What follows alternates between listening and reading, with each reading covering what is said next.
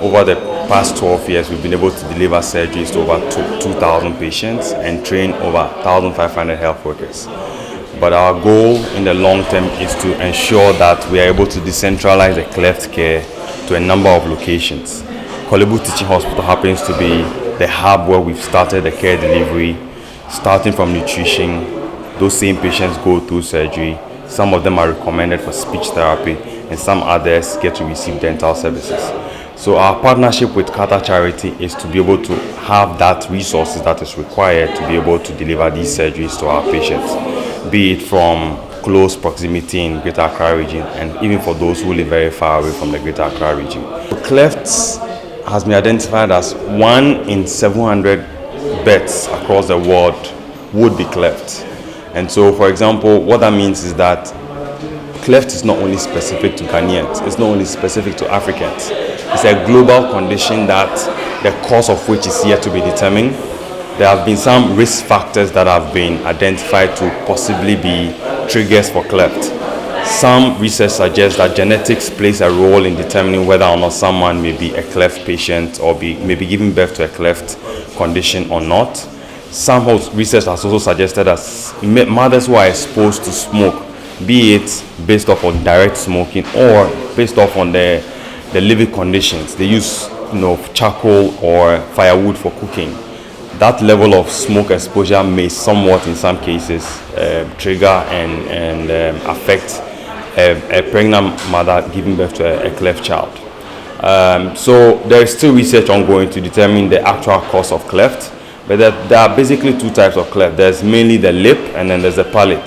The lip takes almost about 30 to 45 minutes for that surgery to be conducted, and the child's life completely transformed. The palate may take about an hour to about 3 hours, depending on how complex the cases are. And we are excited to have that partnership with the Nkommo Wo Ho Teaching Hospital that allows us to bring about 10 patients each week. They get to interact with the caregivers here, and they receive surgeries every week with the Nkommo Wo Ho Teaching Hospital. And so the partnership and the support that we are going to receive from, or we are receiving from Qatar Charity, will go a long way to help us address the backlog of cases we have. Research suggests that there's a minimum of about 10,000 cleft lip and palate cases in Ghana alone. And so that just demonstrates how much more work we have to do to ensure we are creating more smiles for these patients all across Ghana. In our existence in Ghana so far, we've done over 2,000 surgeries. How many years? And that's a little over 12 years ago. Our partnership with Qatar Charity is for all of our patients, and all of our patients are from all over the country.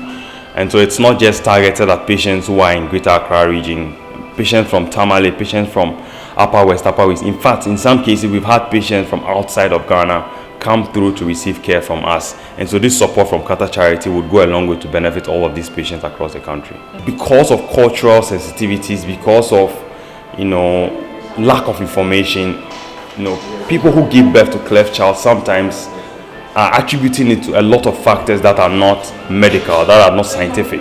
So for example, a child gets born with cleft, maybe in the lineage of the entire family, they've never seen a condition like that before. They've never experienced someone being born with cleft. So either they are taking measures to do away with the child, or if the child exists, they may want to hide that child from public view. And so we as an organization, there's a first step that is crucial. How do we find the patients? Even for those who know these patients exist, being able to come out and own that I have a patient with this condition, I need help, is a difficulty. And so we'll use this medium also to create awareness that it's a condition that is common to all races, all tribes, all continents. But thankfully there is help. And with Operation Smile, that help is completely free. We cover for the surgeries cost for free, even for any other costs that are associated with the patient leaving their homes, coming to our program site and going back. All of that cost is on us. So